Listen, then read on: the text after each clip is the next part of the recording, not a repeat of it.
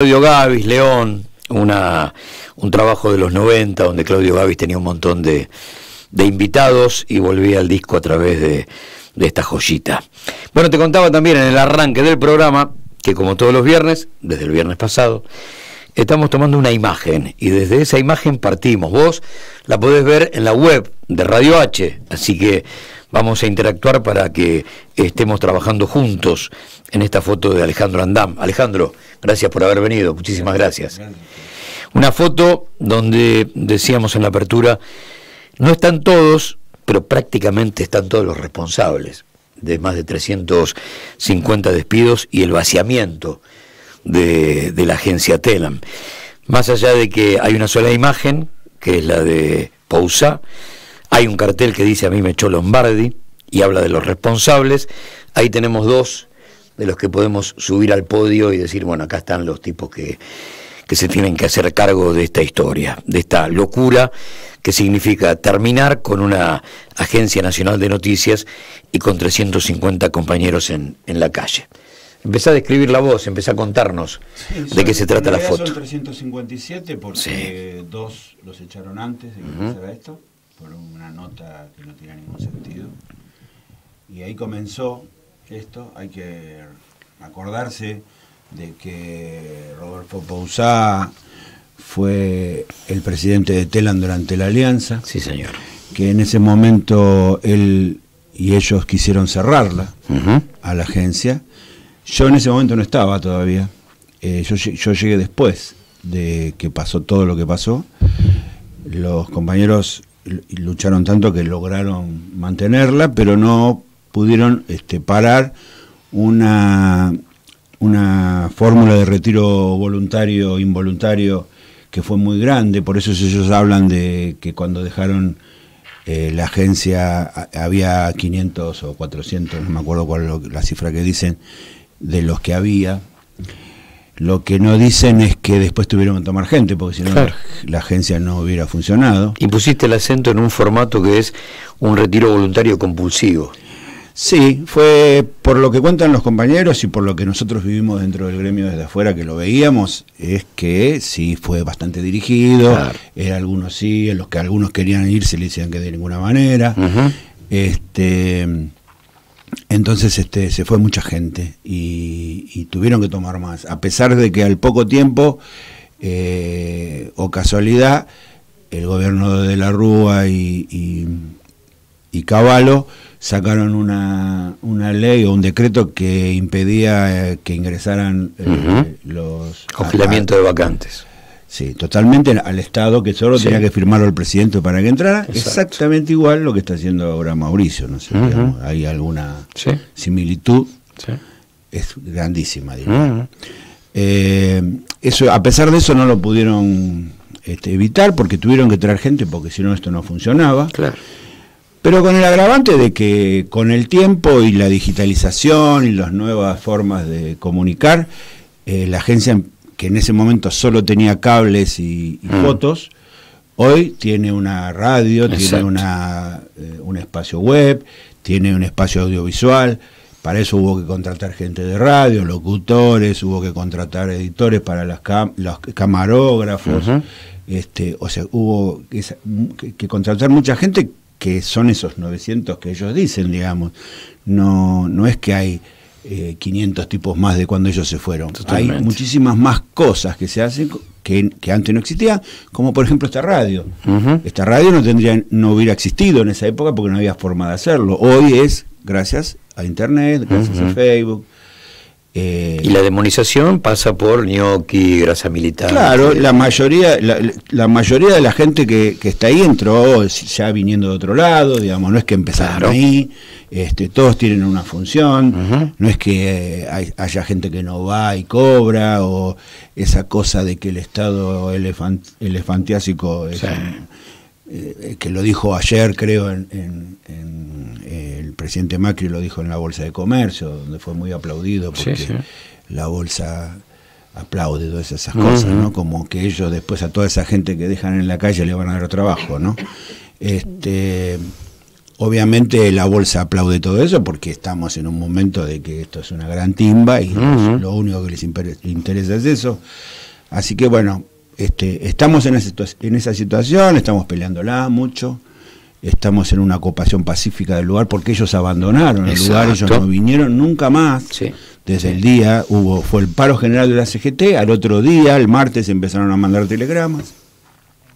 Y desde ese momento, el martes, los tipos no vinieron nunca más a la agencia. La página web de Telam es una postal de lo que está sucediendo. Vos te metés hoy y es la previa de Argentina-Nigeria. Claro, es lo último que nosotros subimos. Y porque además ellos, si nosotros quisiéramos trabajar, tampoco podríamos hacerlo porque ellos retiraron todas las claves de ingreso al sistema. Claro. Con lo cual queda claro que no es un problema de nuestro, sino que es ellos. Esto es un knockout, claramente, y evidentemente no les interesa, pero bueno, la estamos peleando y vamos a seguir en esto. Ellos apuestan a que nos desgastemos, pero no creo que sea muy fácil. La verdad que la gente está bastante unida y están tirando para adelante. Yo, por ejemplo, no soy uno de los despedidos. A mí no me despidieron, yo soy uno de los que queda en la nueva agencia, y el famoso mail que mandaron a los que quedamos, que es tan desagradable como el telegrama de despido. Pero bueno, todos los que nos quedamos y todos los que se fueron estamos juntos en esto y vamos a tratar de pelearla. Las ocurrencias de Natalio Ruiz, el hombrecito del sombrero gris. Es un volante, mucha data y una foto con Fernando de la Rúa presidente y con Lombardi como miembro de la alianza.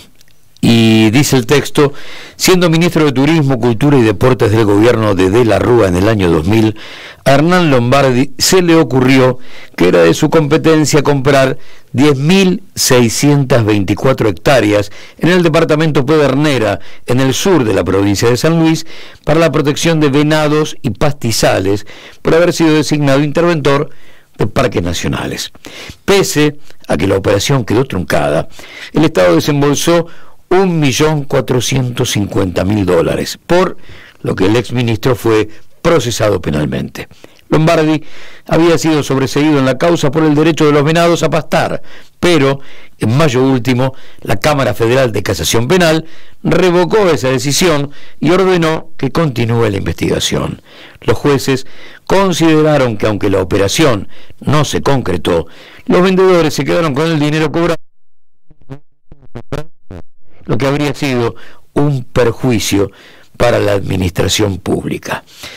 Hay unas cuantas de Lombardi, dentro y fuera de la alianza, porque también con De la Rúa como jefe de gobierno y él a cargo de Cultura, hay unas cuantas historias. Y yo te escuchaba, en función del pasado de cada uno de estos tipos, que Pousada es algo más que el intento de terminar con Telam en la alianza, y lo recordábamos hace 7 días, porque el hombre tiene un rol protagónico muy importante en casi 500 despidos de Canal 13 a principios de la década del 90, tiene un rol muy importante en más de 300 despidos en América en 1997. Por lo tanto, como siempre planteamos, a través de la historia vos podés explicar el presente y el futuro, porque si este tipo es un liquidador serial, es uno de esos personajes que, como decíamos de Macri también en la apertura, ejerce la banalidad del mal, porque el tipo echa 357 y se va a casa a comer, ¿no? Pero tienen una historia, tanto Lombardi como Pousada, que acreditan perfectamente de quiénes estamos hablando. Tanto es así que Lombardi, como ministro de la Rúa en la Alianza, fue uno de los ministros que firmó el estado de sitio. Claro. Que produjo un montón de muertes, ¿no? Sí. 38. Un dato que siempre nos llama mucho la atención cuando trabajamos diciembre de 2001. Ninguno de estos tipos, lo pérfido, todos los que han regresado, ¿no? Yo no les escuché una palabra, que tenga que ver con, sí, la verdad tengo en el lomo 38 muertes, no me siento responsable, qué sé yo, no sé, la defendés como podés, la eludís como podés, aunque eso es ineludible, pero ni una palabra, nada. Y están haciendo algo muy parecido hoy con el tema de aportes truchos en la campaña de la provincia de Buenos Aires, donde una contadora seguramente va a ser la que se va a comer todos los bifes, y no hay responsabilidad política, o van a pretender que no la haya. Las 38 muertes del 19 y 20 de diciembre de 2001 tienen sentado en el banquillo de los acusados, esperando la condena definitiva, a Matov y a Santos, al Cana y al único miembro de gabinete. Uno solo, uno solo. Ministro de Seguridad. Claro, por lo tanto, la operatoria vuelve a repetirse. Agarrás un chivo expiatorio, un tipo que aparentemente está loco y solito, como si fuera una patrulla perdida, mata 38 o genera una estrategia para millones y millones y millones de pesos en aportes ficticios, utilizando no solamente a personas en situación de vulnerabilidad total como la que reciben los planes, sino además falsificando identidad, porque los afiliaste y los tipos nunca firmaron una ficha de afiliación. Mirá todo lo que hacen. Todo lo que hacen y todo lo que han hecho. ¿Cómo es tu historia dentro del periodismo? Quiero agregarte una cosa, en lo que estás diciendo es así, que además el lunes el presidente Macri va a presentar una nueva ley para las Fuerzas Armadas, sí, que va a dar por tierra con la ley que sacó Nilda Garré en su momento, sí, donde va a posibilitar que las Fuerzas Armadas otra vez, sí, intervengan contra la población, sí, ¿cierto? Sí, con la sí, excusa claro, del terrorismo y todas estas cosas que alguna vez usaron. Militarización de la vida cotidiana, como lo vienen prometiendo de alguna forma, yo te diría desde que asumieron y básicamente desde que apareció Aguad en el Ministerio de Defensa, que era algo así como la garantía de que eso iba a suceder. Y a mí me llamó la atención algunas palabras: doctrina militar contra nuevas amenazas. Nada más y nada menos que eso, ¿no? Que vuelve un poco a ser la doctrina de la seguridad nacional remozada. Las nuevas amenazas vamos a seguir siendo nosotros, el enemigo interno. Obvio. Y habla de creación de unidad entre Fuerzas Armadas y Fuerzas de Seguridad. Fuerzas de tarea. Claro, hay que maquillar esto un poco y serán fuerzas de tarea sin la necesidad ahora de ser paramilitares o parapoliciales, y van a ser una especie de engendro nuevo que no existe en la ley, que como bien decías, por supuesto que quedan muy afuera de los límites de la ley de Nilda Garré y muy afuera de los límites de la primera ley de la democracia a partir del 83 de Raúl Alfonsín, que también lo primero que intentó es que esto no vuelva a repetirse, y había que desmilitarizar la calle de alguna manera, en un momento de alta complejidad. La verdad, nosotros siempre decimos que esto que, por ejemplo, Clarín, lo estoy leyendo desde allí, lo ubica en la sección El País, es una noticia de la sección Economía. Obviamente. Para que el ajuste pueda cerrar, esta es la última medida económica que garantiza el ajuste, el achique, la deuda. Claramente contra cualquier posición gremial. Ayer el Ministerio de Trabajo le cobra 800 millones de dólares, 809 millones de dólares, claro, a los camioneros por supuestamente no respetar una consignación obligatoria. Digamos, claramente es todo eso. Y para poder contener esa protesta van a necesitar gente. Esa gente es esa. Y el Ministro de Trabajo, en el momento de firmarla, dice: no vamos a permitir estas cosas al margen de la ley. Y a mí me gustaría preguntarle a Sandrín cuán al margen de la ley la tuvo este tipo durante tanto tiempo. No me vengas a hablar en esos términos, vos, que no solamente la negreaste, sino que encima después la pusiste como interventora de un sindicato, para que se cobre de ahí lo tuyo. La verdad. Pero además es tan hipócrita como querer defender una conciliación obligatoria cuando en la mayoría de los conflictos, incluido el nuestro, no lo quieren hacer. Exactamente. Entonces, es muy hipócrita. Sí, eso, por ¿no? supuesto. Es una gran mentira. Te preguntaba, ¿cómo es toda tu historia, todo tu recorrido en el periodismo? Bueno, yo empecé a trabajar en el 79, un poco de casualidad, porque yo me había ido a vivir a Bariloche y no me fue demasiado bien y volví, y mis amigos acá, uno, Daniel Iglesias, que es diseñador, y otro amigo que Alberto Rodríguez, que falleció en el avión de Crónica cuando se cayó, no sé si se acuerdan. Sí, claro. Uno de los tres, estaba él, Iban a Santa Fe. el negro Luján Gutiérrez, Claro. y el negrito Hernández. Yo trabajaba en ese momento con ellos. Mira. Y además vivíamos con Alberto juntos porque estábamos los tres juntos viviendo en un departamento. En ese momento éramos chicos. Iban a Santa Fe y a Rosario a hacer un partido de fútbol y se cayó acá en el cielo cuando salió. Gracias a ellos yo empecé a trabajar, digamos. Cuando volví yo sacaba fotos y qué sé yo, pero no estaba muy metido en el gremio. Y ellos me obligaron a trabajar, cosa que no me disgustó para nada, y empecé a trabajar en el diario La Opinión. Mi primera nota fue una contratapa de Ray Conniff. Mira. Cosa increíble. Pero uno no se olvida más de su primera nota. Claro, no, obviamente. Yo era muy chico y fue lo que hice en realidad. Después pasé por un montón de lugares. De ahí fui a Crónica, que fue en esa época cuando cayó el avión. De ahí fui al Popular. Después estuve en Clarín, en La Voz. Después estuve en el Diario Sur. Después estuve muchos años en Página. En el viejo Diario Sur, para aquellos que no en Miradas al Sur, en el viejo Diario Sur de los 90. Sí. Eduardo Luis Duhalde. Claro. No, el hermano de Eduardo Luis Duhalde. Sí, el que fue después ministro. Exactamente. Marcelo. El hermano, no. Eduardo, está bien. Eduardo.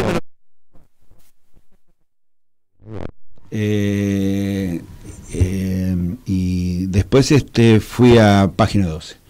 Después hice muchas campañas, básicamente el Frepaso,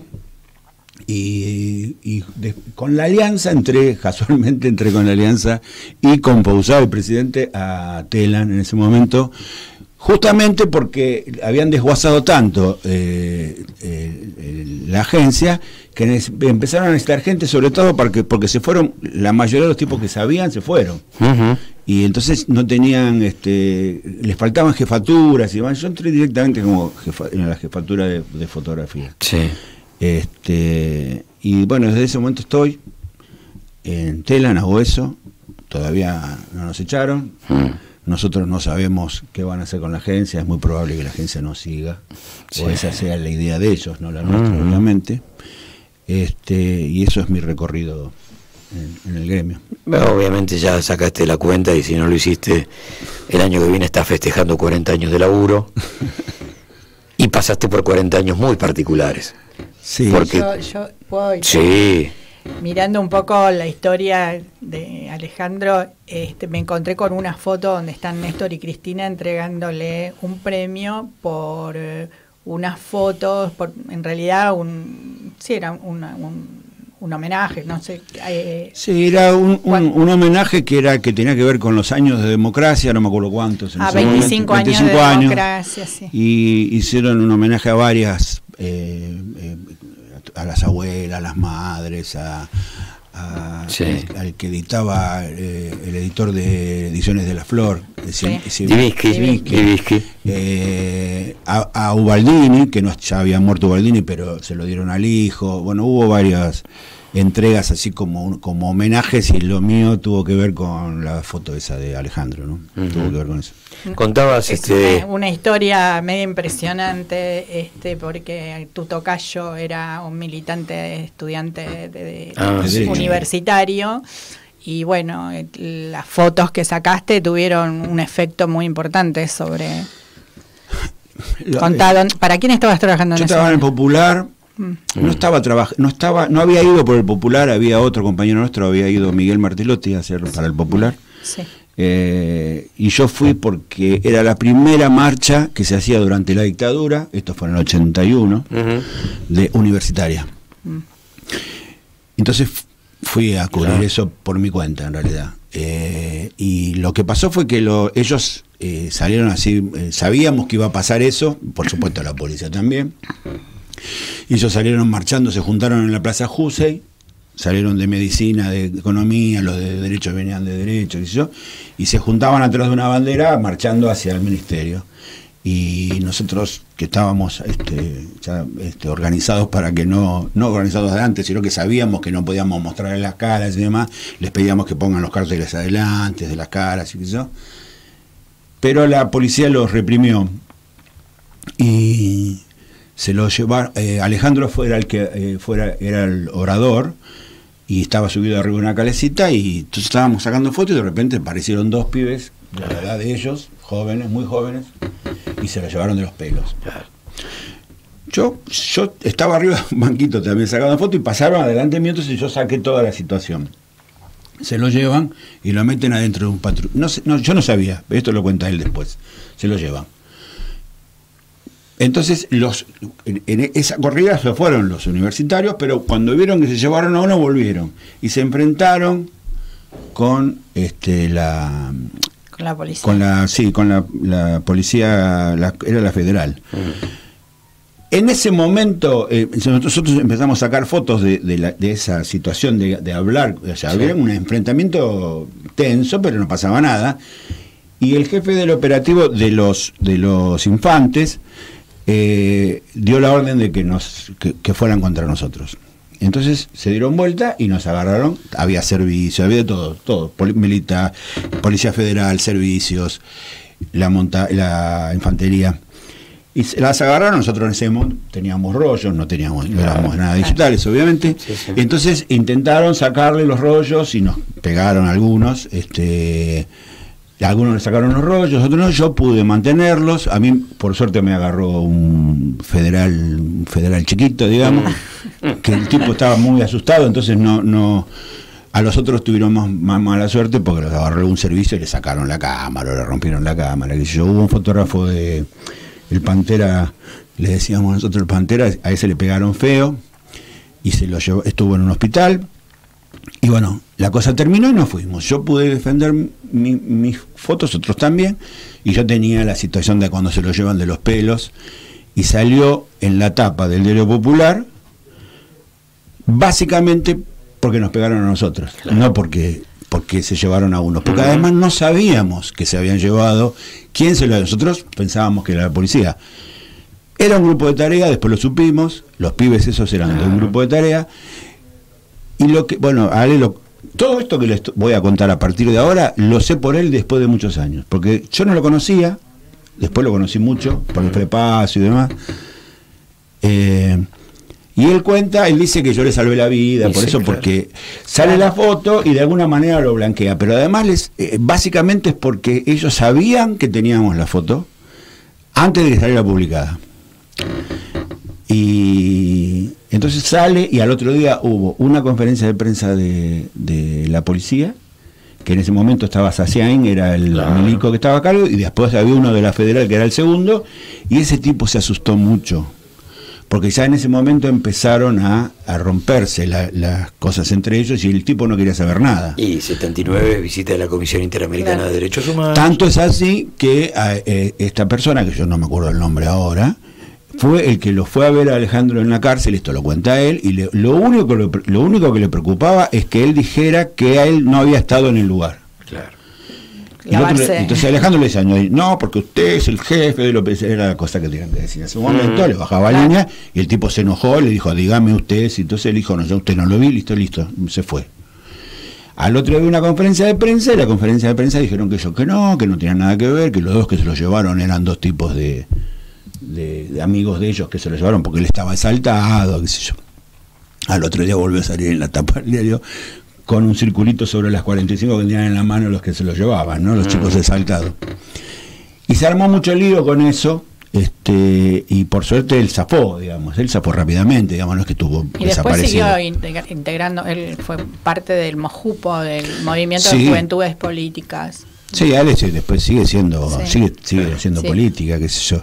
Sí. Él lo contó mucho después, yo no sabía, y bueno, qué sé yo, estuvo bueno, ¿no? Poder hacer algo en ese momento. La verdad que poder hacer esto te reconcilia también con la fotografía, con la profesión. Inclusive yo tengo los diarios de esa época, y Lozano, que es el padre de Lozano que está ahora en TN, es un tipo que escribía extraordinariamente. Hace una nota que a mí me parece extraordinaria, que habla de la mano peluda. y hace una historia de cuando él era chico, que cuando la madre le decía que va a venir el padre, qué sé yo, entonces la mano peluda que venía a reprimirlo, la mano peluda de la dictadura, claro. Y él hizo una nota extraordinaria sin mencionarlos. Eso no me acuerdo como si fuera hoy, mira. Muy de época. El hecho de estar escribir en segunda sin hablar. Bueno, sin la cuestión que fue recordada esa fotografía. Claro, entonces Alejandro fue el que de alguna manera hizo que me dieran ese reconocimiento, y estaban ellos dos. Claro. Y bueno, tengo una foto con los dos. Hay un montón de fotos arriba de nuestra mesa de trabajo que sintetizan de alguna manera el Mundial 2014. Y se trata del trabajo de tres compañeros, de tres reporteros gráficos, que me contaba Mónica, ya es libro. Sí, tuvimos una publicación con eso. Y que realmente... Muy chiquita y muy nuestra, ¿no? Sí, pero yo creo que el enorme valor de este trabajo es nosotros que estamos tan acostumbrados a que todo lo que sucede cuando se convierte en imagen a través de lo que es, qué sé yo, el gran público, es audiovisual, instantes como este, y voy a tratar de ser multimedia y mostrarlo en la cámara que nos está tomando en este momento. Este segundo. Esa foto es de Juan Roleri, es uno de los tres que fuimos, Juan Roleri, Fernando Genis y yo. Sí. Esa foto es cuando ataja el último penal Romero, sí, contra los holandeses, y Juan hizo esa foto extraordinaria. Este momento es impresionante. Están partiendo todos hacia la locura del festejo, y solamente una foto lo puede captar. Vos, a través de una película, solo para captar esto tenés que pararte en el cuadro que corresponde, y para eso la foto, ¿no? Te vamos a mostrar algunas más, y que tienen que ver con esto de intentar hacer radio multimedia, ya que nos están tomando... Yo siempre tuve me acuerdo que con Román Lesman, hace muchos años, él me hablaba de la radio, y yo le decía, tenés que hacer un programa con las fotos. Dice, ¿pero cómo las mostramos? Bueno, la forma de mostrar llegó sí, claro. Y es esta. Y es la desazón del 7-1. Eso es el 7-1. Alemania-Brasil. Eso fue, sí, los brasileños, fue terrible. Claro, ese dolor. Ay, sí, fue terrible. Nosotros no podíamos creer lo que estaba pasando. Claro. Porque además, en el primer tiempo le hicieron 3 goles, casi uno atrás del otro, y era imposible creerlo, ¿no? Ese dolor, que es un pariente no tan lejano de la final del 50, por el hecho de ser un mundial y ser vivido en Brasil. Bueno, eso fue en Porto Alegre, ¿no? Perdón, en Belo Horizonte. En Belo Horizonte. Bueno, esta jugada que es la que de alguna manera define el nombre del libro. El nombre del libro, y también la final, porque con este penal otra historia hubiera sucedido. El nombre del libro es... Fue penal. Fue penal. Y fue penal. Yo creo que son 2 penales. No hay forma de cobrar 2. Además, la forma, o sea, la estética de los cuerpos, ¿no? En los deportes es maravilloso. A mí me encantan las fotos de deportes. Sí. No, la verdad que esto solamente se puede vivir a través del lente de una cámara. No hay... Y esta tiene que ver con la locura del hincha. Eso fue el primer partido. Y no está al revés la del foto, mundial. Es así. Sí, es así. Es así. Es un ojo de pescado. Porque sí, es un gran angular. Porque yo lo vi, bueno, esa foto es mía, obvio. Sí. Yo lo vi y estaba como que salía de la tribuna, y se me ocurrió ponerme abajo de él, al revés, digamos, que uno sacaría. Y entonces mi idea era mostrar el estadio con él. Y gracias al angular lo pude hacer. Claro. Qué bárbaro. Bueno, estamos en feria, por lo tanto, Telam me espera una semana más. Sí, no sabemos qué va a pasar. Ellos evidentemente no quisieron apelar ahora, apelarán cuando termine la feria. Nosotros suponemos que es porque los 3 jueces que están de feria serían favorables a nosotros. Por lo menos 2 seguro. Sí. Y es muy probable que sea por eso, y además porque están esperando que nos desgastemos. Ellos están llamando a los jefes más cercanos a ellos para tratar de charlar de esto. Tienen reuniones, nunca están dentro de la agencia, no sabemos dónde la hacen. Una la hicieron ahí en el edificio de la prensa, en donde está... ¿El gobierno de la ciudad? No. El edificio de la prensa, perdóname, el edificio de la prensa es el que está en el gobierno de la ciudad, pero sí, nosotros le decimos el edificio de la prensa al que está por Chacabuco, donde estaba DIN y NA en una época. Y ahí está FOPEA y está esta otra organización de periodismo, que no me acuerdo ahora el nombre. Sí. Y creo que lo estaban haciendo ahí, y se juntan ahí para ver qué hacer, cómo hacerlo, si van a cambiar inclusive el formato, porque el formato como hasta ahora no lo van a poder hacer con esta cantidad de gente afuera, porque echaron a casi todos los camarógrafos, no fotógrafos, los fotógrafos echaron a varios, hay corresponsalías que están cerradas. Sí, sí. Y nosotros sabemos lo importante que es Telam para básicamente los diarios del interior. Claro, yo quería volver a la foto. Dale. Que uno de los carteles habla de Telam Federal. Sí. Yo creo que de eso tenemos que hablar, porque la mayoría de la gente no sabe qué quiere decir Telam Federal, cuál es el rol de Telam en nuestra vida cotidiana. Básicamente, digamos, ¿no? Yo no soy peronista, y digo esto por lo que voy a contar. Esta agencia la hizo Perón. Sí. ¿Por qué la hace Perón? Porque hasta ese momento en la Argentina los únicos que emitían noticias de Argentina eran AP y UPI. Claro. Y entonces dijo, esto no puede seguir, hay que hacer una agencia nacional. Esa agencia nacional, sobre todo en esa época, y ahora también, pero en esa época era mucho más difícil transmitir y todo eso, necesitaba generar información para todo el país. Todos los diarios del interior dependen muchísimo de nosotros, pero no solamente los diarios del interior, los grandes también, porque Clarín y La Nación, que han echado un montón de gente en esta última etapa, sobre todo fotógrafos y cronistas, dependen mucho de nosotros. Con lo cual, el otro día, por ejemplo, me encontré con un gran amigo de la época del Popular, Luis Moreiro, que está trabajando en uno de los diarios de La Plata, que me decía, por favor, terminen con esto, que no sabemos cómo escribir el diario. Los que están en La Plata, los que están en Jujuy, los que están en Río Gallegos, necesitan tener información, ellos no la pueden tener, tendrían que tener corresponsalías acá, eso sería imposible para ellos, y es fundamental para nosotros. Tal es así que la única agencia, ya que DIN la cerraron, Papel Prensa cerró DIN, como ustedes bien saben, la única que quedó es Noticias Argentinas, y es muy chiquita, con lo cual no puede hacer el servicio que hacemos nosotros, no tienen corresponsalías casi. Este ajuste ha hecho que 5 de nuestras corresponsalías en 5 provincias diferentes estén cerradas. O sea, no quedó nadie. ¿Cuáles son esas provincias? No me acuerdo bien, pero casi es Formosa, Misiones... Chaco.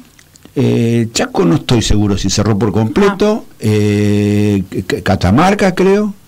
No me acuerdo, pero son cinco provincias. Y otras están malheridas. Y las otras por casi ejemplo. no tienen. Eso, el efecto en nosotros, por ejemplo, ¿cuál es el efecto? No te vas a enterar de la sequía en el Chaco ni de las inundaciones en, qué sé yo, en Corrientes. Claro, habrá regiones que fruto del silencio serán Suecia. Claro. Porque nunca llegará. No te va a llegar nada, información, no hay forma de saberlo. No hay forma de saberlo, digamos. No. ¿Quién se entera? A mí la gente que no tiene vínculos con el medio, digamos, ni con la prensa, ni con la fotografía, ni sabe, que de pronto escucha la radio, escucha la televisión y no sabe lo que le están negando, digamos, ¿no? Bueno, esto es lo que se le niega a la gente, a todos los ciudadanos argentinos, se nos niega información de los lugares donde cerraron las agencias, y no vamos a recibir más información salvo la que nos quieran decir. Claro. Yo me acordaba el otro día de la época de los cables, que había muchos cables en el interior, y Clarín iba y les quería comprar los cables. Los cables, muchos dijeron que no, entonces le pusieron un cable al lado, por supuesto sin el fútbol, los quebraban y se los comían. Algo de esto puede pasar. Claro. Algo de esto puede pasar. Si matan a todos los diarios chiquitos del interior, ¿qué otra cosa van a leer?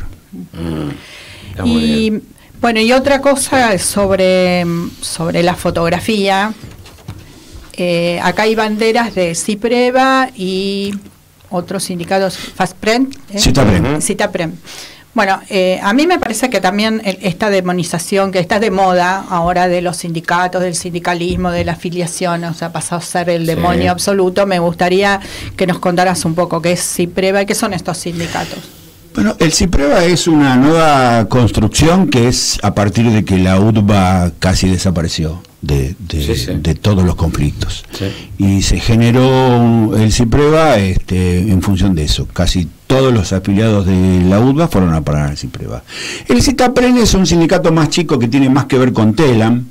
Y que inclusive la mayoría de las veces no estamos bien relacionados, no nos llevamos bien, a pesar de que somos compañeros, pero en conflictos como este nunca, ya pasaron varias veces cosas de este tipo, nunca estuvimos desunidos. En estos sentidos se dieron cuenta de que por más que quieran llamarlos por separados y demás, el conflicto es de todos nosotros, estamos todos juntos en esto y no van a tener suerte en separarnos, a pesar de las grandes diferencias que tenemos en lo cotidiano. En este conflicto estamos juntos, por eso estamos juntos ahí, todas las actividades las hacemos juntos, todas las cosas las charlamos, y por suerte en esto no nos van a quebrar. Y del otro lado, si bien no es un sindicato, es un punto de encuentro de todos los trabajadores relativamente jerárquicos algunos, pero que son de la derecha periodística, están en FOPEA, que ha brindado su casa para que se reúna. Sí, perdón, yo no sé si es FOPEA, me parece que no es FOPEA, que es la otra, que es la que reúne a los empresarios. Ahí se reunieron. Bueno, pero FOPEA tampoco tuvo. FOPEA hoy a través de Esclausero maneja Canal 7. Maneja Canal 7 y no salieron especialmente a defendernos, mucho menos. Bajo ningún punto de vista. Salen a defender a los no puedo preguntar, esas cosas sí, pero a nosotros no. Sí, los no puedo preguntar. Justo después de una conferencia de prensa de 10 preguntas que fue una fiesta de cumpleaños, el no puedo preguntar aparece otra vez como ese dato identitario hipócrita. Ahora sería no puedo repreguntar, digamos. Claro, porque el tema es, si yo te pregunto a vos, ¿qué opina presidente de los aportes truchos en campaña? Y la respuesta es, yo creo que mañana llueve, yo así también doy conferencia de prensa. Obvio.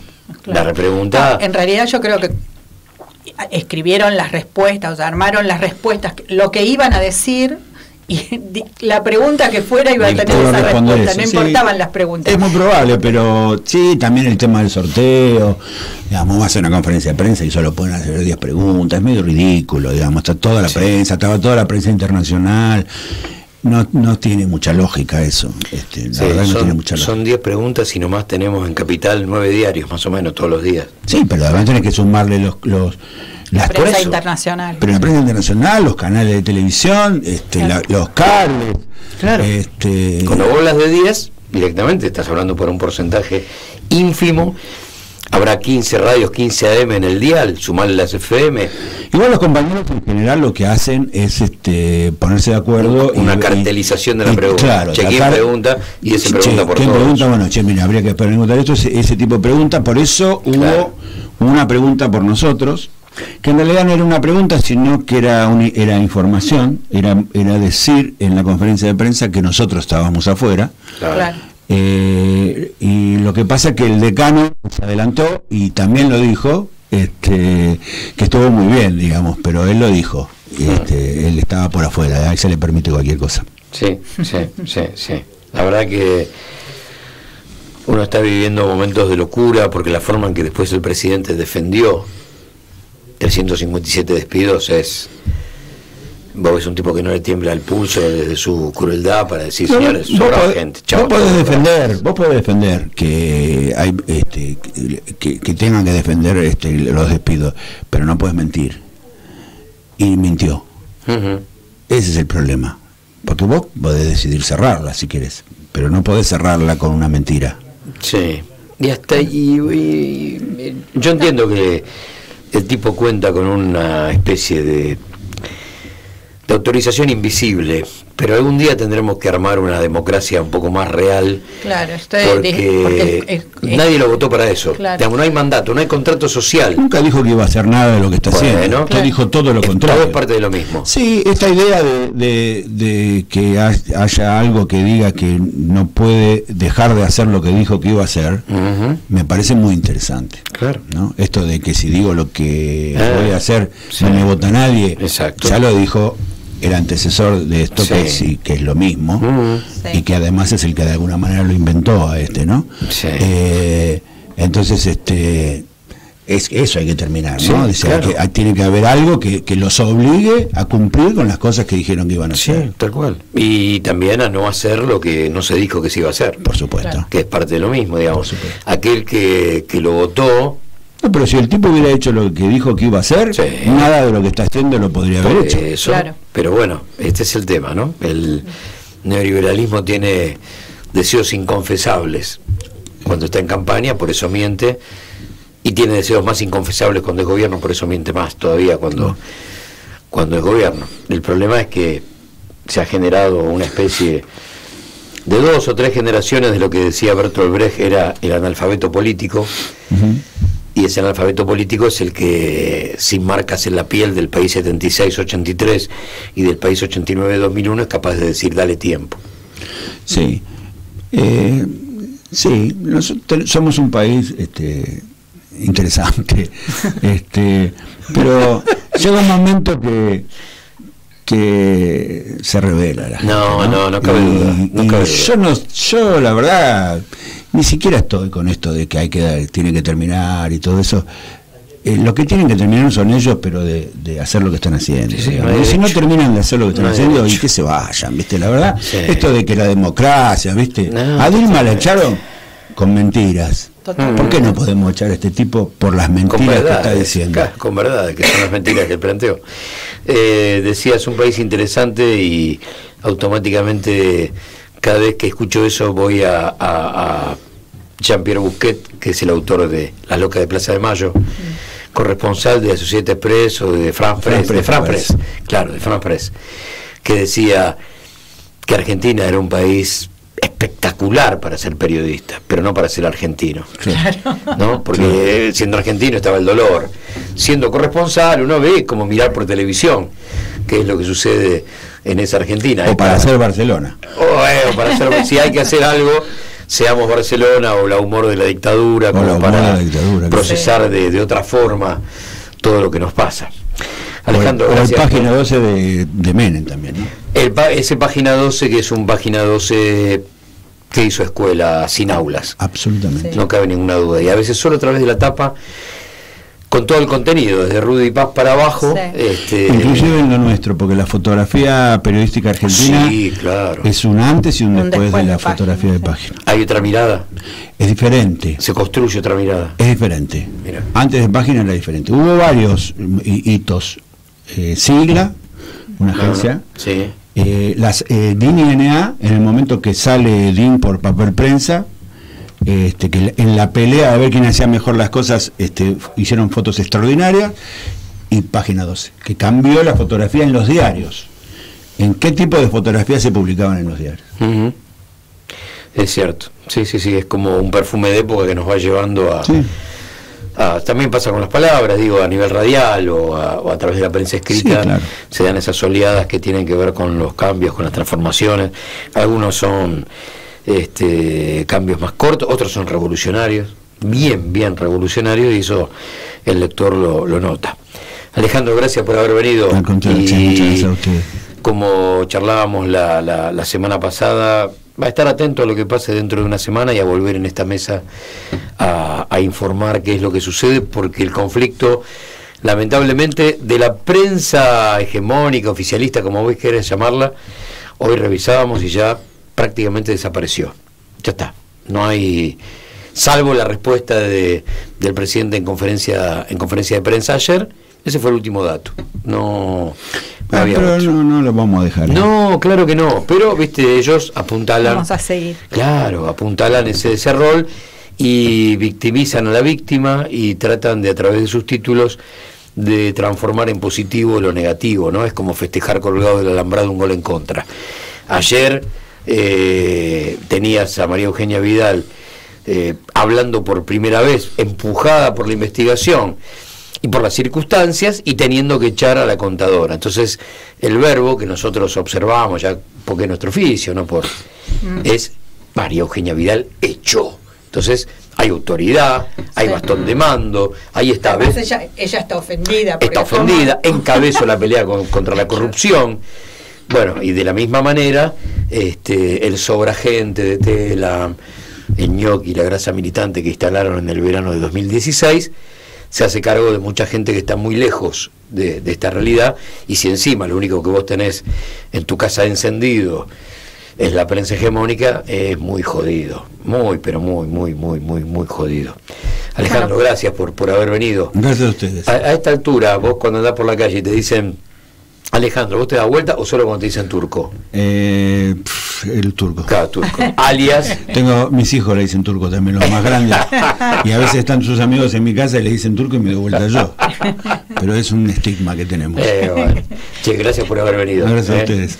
Bueno, como siempre, como todos los viernes, desde el viernes pasado, una imagen que nos lleva a todo esto, a una charla que tiene estos límites bastante anchos, de un programa de 3 horas que lo que pretende es que reine la palabra, el análisis. Y la fotografía. Y la fotografía, que, bueno, como dijimos también la semana pasada, pretende hacer radio como lo hacía Dolina con las sombras chinescas, de una manera un poco extraña, aunque ahora nos da una mano la web y vos podés escucharnos y mirar la foto que corresponde, ¿no? Segundo bloque de Malvinas, para ya después meternos